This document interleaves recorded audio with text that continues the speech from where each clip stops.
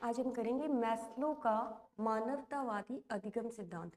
इसे देखो Abraham Maslow ने दिया था। ये पहले मनोवैज्ञानिक थे जिन्होंने जैसे व्यवहार है और इन सब चीजों को छोड़कर जो है ना, जैसे मनोयोग्यता है, मनोगतात्मक, जैसे मन से रिलेटेड अपन चीजें अभी पढ़ रहे थे थोड़ा टाइम पहले, जैसे जितने भी सिद्धांत पढ़े थे और व्यवहार से रिलेटेड चीजें पढ़े थे, इन्होंने कुछ हटके ही बताया।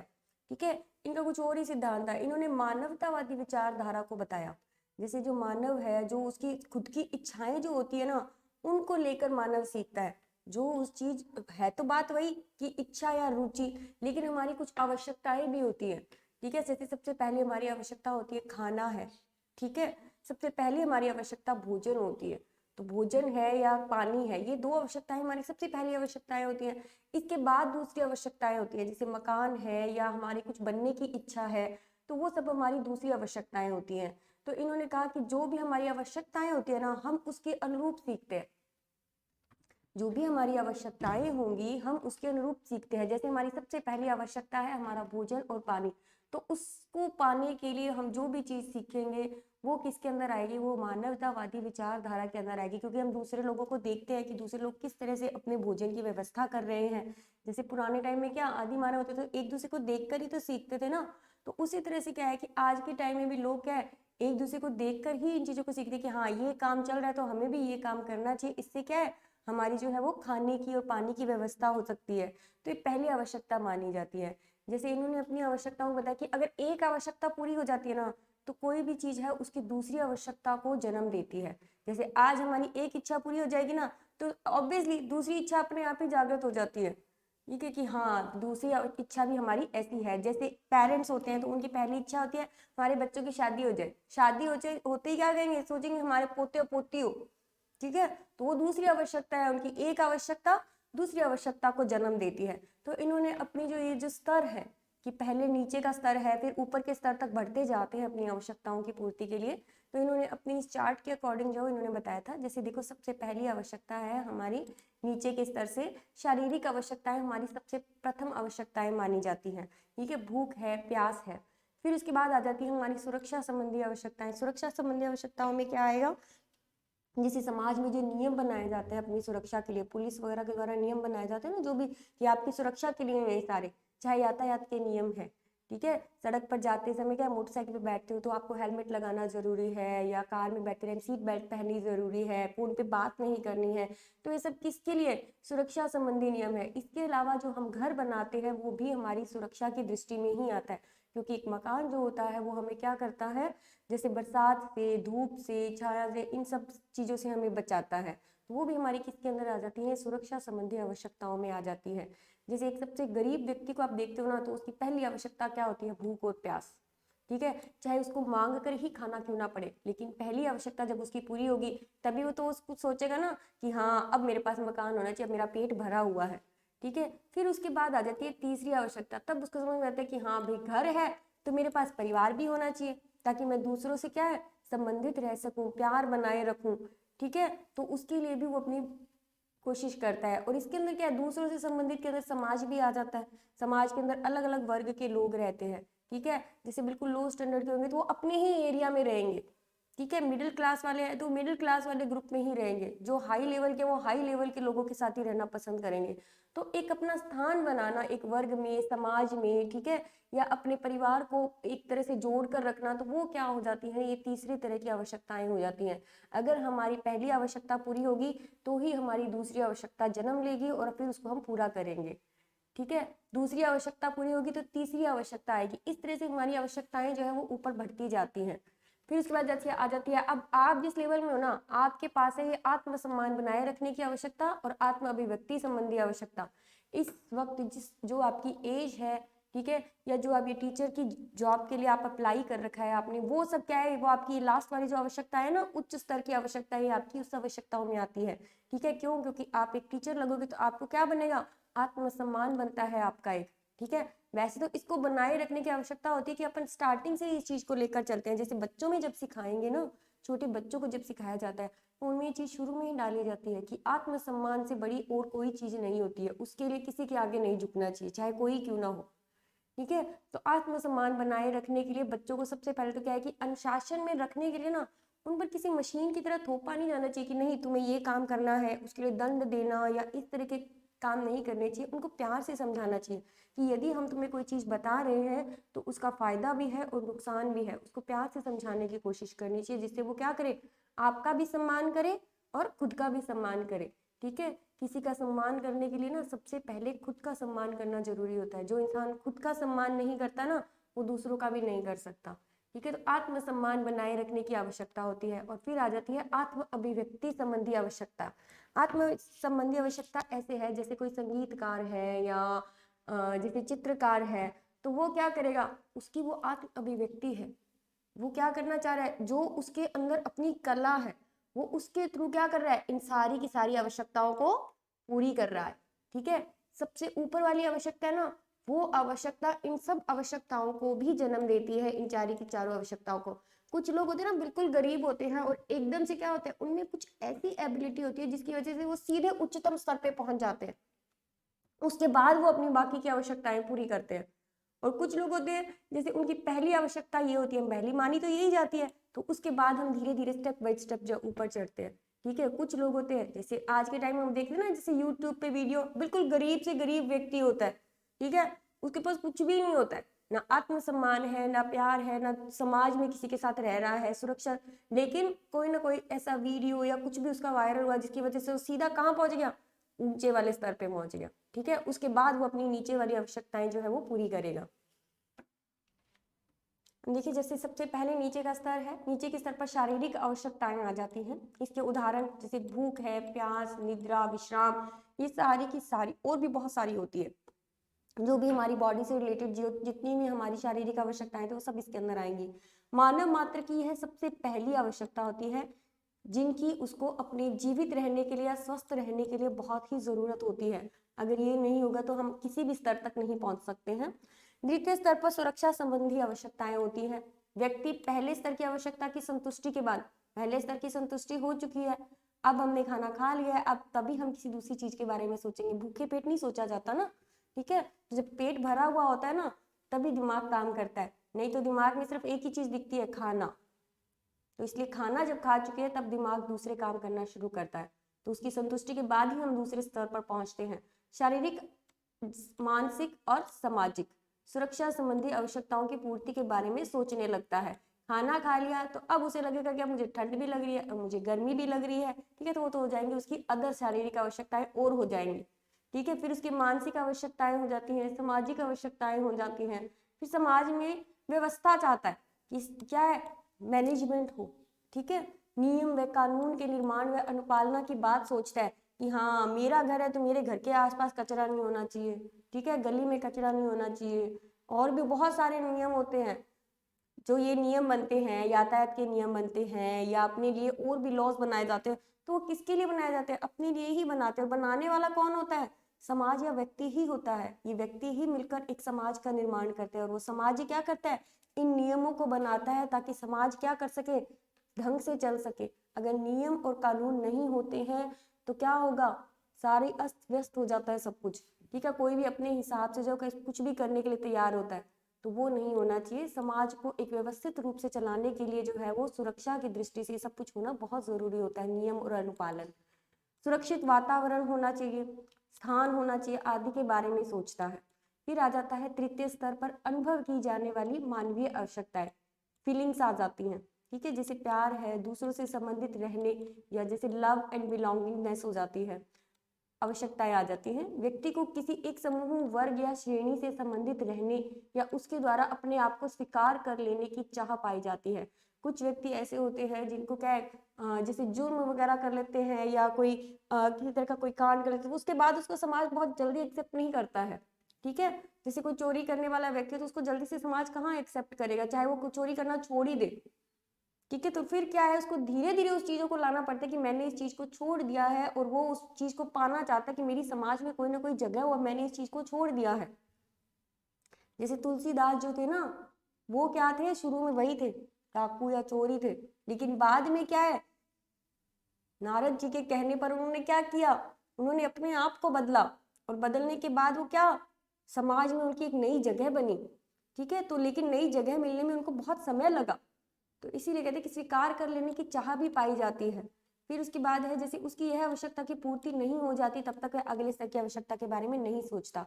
इन्होंने यही तो कहा है कि एक आवश्यकता जो है वो दूसरी आवश्यकता को जन्म देती है। फिर आ जाती है चौथे स्तर पर आत्मसम्मान। ये सबसे बड़ी चीज होती है अपने लिए, बनाए रखने संबंधी आवश्यकताएं आती हैं। इसकी पूर्ति हेतु व्यक्ति अपने आप में पर्याप्त रूप से सबल, समर्थ या सक्षम बनना चाहता है। वो ये सब होगा, ठीक है, उसमें एबिलिटी होगी, वो इस चीज को करने के लिए सक्षम होगा, तभी तो वो आत्मसम्मान पाएगा ना। अगर उसमें ये चीज ही नहीं है तो उसको आत्मसम्मान कहाँ से मिलेगा। तो उपलब्धियां व प्रसिद्धि भी पाना चाहता है। जब ये सब बन गया ना, उसके बाद उसकी जैसे आवश्यकताओं की पूर्ति भी हो गई, परिवार भी मिल गया, उसके बाद वो चाहता है कि मेरा कोई नाम हो, मुझे प्रसिद्धि मिले, ठीक है, जिसके लिए कई लोग नेता बनते हैं, ठीक है, कई लोग किसी न किसी जैसे और भी समाज से रिलेटेड बहुत सारी संस्थाएं होती है जिनके अंदर काम करना शुरू कर देते हैं, जिससे क्या हो जाता है, उनको प्रसिद्धि और उपलब्धियां मिलनी शुरू हो जाती है। तो उसके अंदर वो एबिलिटी भी होनी चाहिए, या वो उस एबिलिटी को अपने आप के अंदर डेवलप कर सकता है। वो डेवलप करेगा तो वो क्या हो जाएगा, अधिगम हो जाएगा, उसका सीखना हो जाएगा कि वो अपने आत्मसम्मान की सुरक्षा के लिए या उसको बनाए रखने के लिए वो अपने अंदर जो उसके अंदर एबिलिटी है उनको बाहर लाकर क्या कर रहा है, अपनी प्रसिद्धि या फेमस जो होती है ना, नेम और फेम पाना, वो चौथे स्तर में आ जाता है। उसी को तो आत्मसम्मान बोलते हैं ना, कि अपने आप की प्रसिद्धि जो है, प्रसिद्ध जो लोग होते हैं उनका सम्मान किया जाता है, तो वो प्रसिद्धि पाना चाहता है। जैसे पांचवें स्तर पर आ जाता है आत्म अभिव्यक्ति संबंधी आवश्यकताएं आ जाती हैं। इस प्रकार की उच्च स्तरीय आवश्यकताओं की पूर्ति में व्यक्ति का पूर्ण विकास निहित रहता है। जितने भी पांचों स्तर है, ठीक है, हो सकता है वो पांचों के पांचों हो सकता है उनमें से एक या दो ही हो, ठीक है, लेकिन उस अभिव्यक्ति के लिए क्या होनी चाहिए, अपने अंदर जो एक्चुअलाइजेशन होती है ना, सेल्फ एक्चुअलाइजेशन होती है। जैसे किसी में जन्म से ही होता है कि वो उसकी आवाज बहुत ही अच्छी होती है, ठीक है, या किसी के अंदर सोचने की, जैसे नाटककार या इस तरह की जैसे होती है ना कि बच्चा शुरू से एक्टिंग वगैरह में रहता है, तो उनके अंदर वो एबिलिटी शुरू से ही है, ठीक है। जैसे कोई चित्रकार है, संगीतकार है, बहुत सारे हैं, तो उनके अंदर क्या है, वो एबिलिटी है, उनके अंदर वो प्रतिभा है। अगर वो उसका प्रकाशन जो है संसार के सामने करता है तो उससे क्या करेगा, उसको आगे बढ़ने की प्रेरणा मिलेगी, और वो उनकी आवश्यकताओं की जो अपनी उसकी आवश्यकता है ना सेल्फ एक्चुअलाइजेशन की, वो उसकी पूर्ति करती है। तो ये बहुत जरूरी होता है उसकी संतुष्टि के लिए कि वो अपनी जो एबिलिटी है उसका यूज करे। इनकी संतुष्टि के साथ साथ व्यक्ति को अपने जीवन के लक्ष्य और उद्देश्य की प्राप्ति होती है। फिर आ जाती है शैक्षिक उपयोगिता। इसकी शैक्षिक उपयोगिता क्या है, विद्यार्थी स्वयं अपने आप ही अनुशासन में रहे, ऐसे प्रयत्न किए जाने चाहिए, ठीक है। जब आप बच्चों के पढ़ाओगे ना तो आप उनके ऊपर अनुशासन थोपो मत, ठीक है, उनको इस तरह से आप टैकल करो कि उनके अंदर अनुशासन में रहने की एबिलिटी खुद ही आए, कि नहीं हमें क्लास अब शुरू हो गई है तो हमें नहीं बोलना, आपको कहने की जरूरत नहीं पड़े। क्योंकि स्व अनुशासन, बाहर से थोपे गए अनुशासन से सदैव क्या होते हैं, अच्छे परिणाम दिखाते हैं। थोपे हुए अनुशासन क्या करेंगे, सिर्फ क्या है, वहीं तक रहेंगे, क्लास तक रहेंगे या स्कूल तक रहेंगे, उसके बाद बाहर जाकर जो है वो क्या करेंगे, उस अनुशासन में रहना पसंद नहीं करेंगे, क्योंकि उस वक्त उनको क्या लगता है, वो जेल की तरह लगता है। अगर आप उनको धीरे धीरे जो है वो आत्मसम्मान से, या अगर आप जैसे बच्चों का सम्मान करोगे तो बच्चे भी आपका सम्मान करेंगे। तो उसी तरह से क्या है, अनुशासन जो है थोपा नहीं जाना चाहिए, उनको सिखाया जाना चाहिए वो, और सिखाने से क्या होगा, उसके परिणाम अच्छे आएंगे। फिर आता है जैसे विद्यार्थी को अधिगम अनुभव प्रदान करते हुए हर अवस्था में मानव की तरह ही उसके साथ व्यवहार करना चाहिए, ना कि किसी मशीन के पदार्थ नहीं होते उसकी तरह कि इस तरह से तोड़ा मरोड़ा जैसे मर्जी उसको, मशीन को तो अपन किसी भी तरह से ऑन कर लेते हैं, ऑफ कर देते हैं, उसको कहीं भी पटक देते हैं, तो वो नहीं करना चाहिए बच्चों के साथ। बच्चों के साथ क्या है, उनको सिखाने के लिए हर किसी चीज के लिए अनुभव प्रदान करने चाहिए, एक्सपेरिमेंट करवा कर दिखाने चाहिए, उनको अनुभव होना चाहिए उस चीज का।